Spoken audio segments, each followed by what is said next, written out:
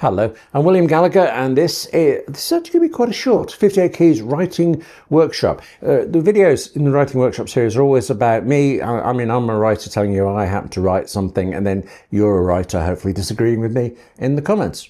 That would be good. Great. This time, short because I think we need to be. How to write your bio. Now, I don't mean writing a memoir, I don't mean autobiography, I mean the William Gallagher is a writer who. That's a very dull start right there. What a great example. But you get the idea.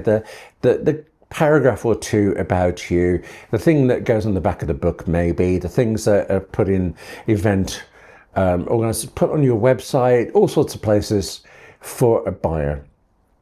You need to have one ready. How to write one. This is the way. What a weird construction of sentence that was. Just as well I made notes this time. Let's look at it like this. Big overall thing first. This is a promotional tool, right? It is not a legal document. So that sounds like I'm going to say lie. I mean, yeah, you don't have to start with William was born 21 years ago.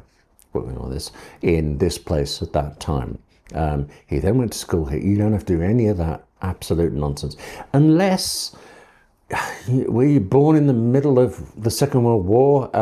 Did you go to school in somewhere incredible? The thing is, there's so much to say that's interesting about you. That's what we want in the bio. All you want is somebody to think that could be an interesting person to read. That is it. Nothing more at all. So what your bio is a greatest hits of you. So if you've written a 5-book fantasy series that was turned into a best-selling film, well, yeah, William Gallagher is the author of, I want to say, The Bicycle Onion.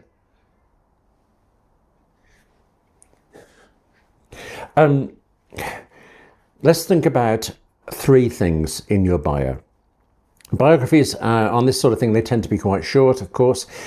Typically, you would aim for 100 words or 200 words. I've seen things for 500 words, I think that's pushing it a bit, but the same principles kind of apply. Go in focusing on there being 3 key things to cover about it. Now, if you're doing this totally blind, no one's asked you for it yet, you're just thinking, I need one ready, because you do, then those 3 things should just be the 3 most unusual or interesting things about you. Definitely something you've written, particularly if it's been published, particularly if it's won a prize, anything like that.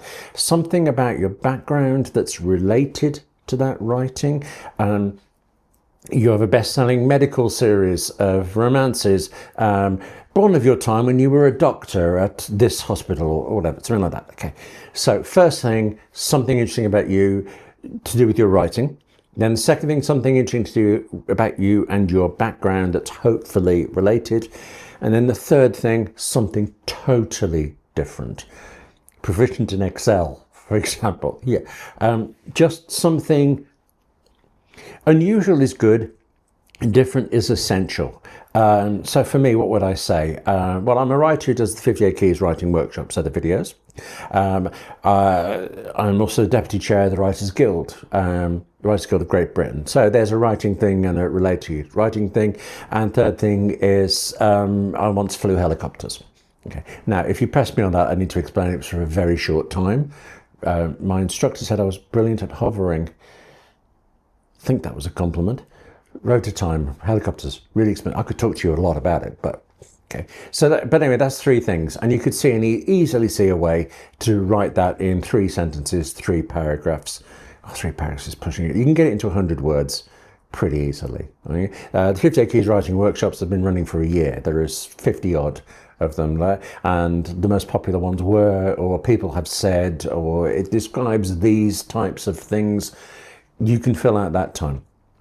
If you're having problems describing yourself in this way, stop describing yourself. Describe a character who happens to have your name and exactly your background.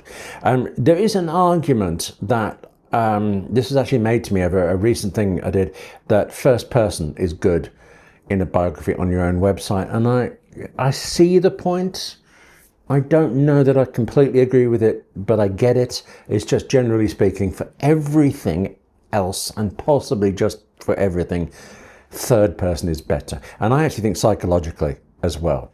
I find it much easier. I just rattled off, didn't I? William Gallagher did this. If you wanted me to say I'd actually be a bit more hesitant, a bit shyer about it.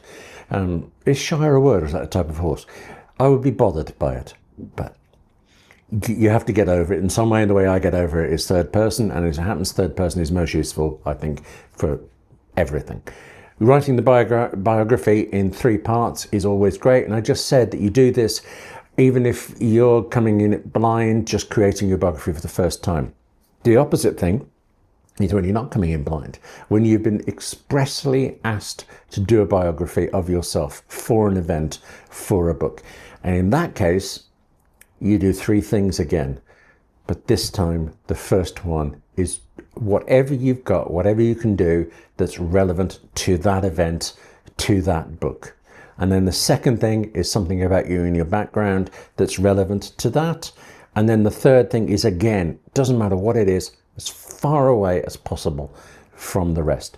And the point is this: people know this is a 100-word or a 200-word summary of you. Intellectually, they know there's a bit more going on with you. But what you do by having this spread, the first one, the relevancy makes it, well, this is why I want to read about him. This is why I want to see him at the event. That's why she's important in whatever this thing is. The second one about the relevance kind of underlines that, backs it up, maybe makes you a bit more personal. You're giving away something of your background. So the first one is work. Second one is you. And then the third one, by being as different as you can to the rest, it says you do a lot of things. It implies a backstory, a big growth. It makes you a full human being just by being very different. And it also does this. It makes it look like that's your real biography, that you didn't contort this to fit the event for it. I mean, I did the same things. It's a long time since I've done it, but I used to send CVs for jobs and things. The CV would always be contorted in the same way, expressly bespoke for each individual thing. But it shouldn't look like it is. It should look like this is it, this is me, and look at that. I'm exactly right for whatever this is. You're selling a story to whoever's reading your biography. The problem is it can be quite a broad audience, but still the job is conveying enough. Well, the CV example is good. People forget what a CV, or a resume, if you call it that, does.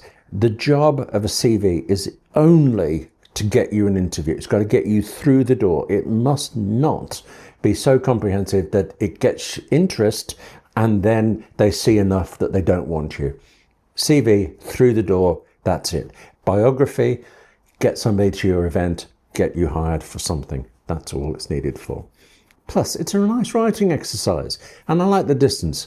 You know, the gap between your perception of yourself and your perception that you put out. It's just, you know, intellectually interesting as well. But also, this is a writing tool. This is a business writing tool. That's why I have biographies ready. Now, I don't know that you could exactly disagree with me on this, because what I'm saying is what I do, and you can't really say, well, William, no, you don't do that. But you can, of course, tell me that's a stupid idea because of this or because of that. Or hopefully more likely, you could say what you do that's different that I can steal from you. Okay. That's the whole point of the 58 Keys Writing Workshop set of videos, writer to writer, having a chat in the comments. We do also have to do some actual writing though, so you know. But please picture me here doing some actual writing. Look in the comments every now and again thinking, yeah, what can I take from that? But for now, thank you very much for watching. Take care of yourself, okay? It's important. And write more. I mean, we're writers. We need this. We need to write more. And I'll see you soon.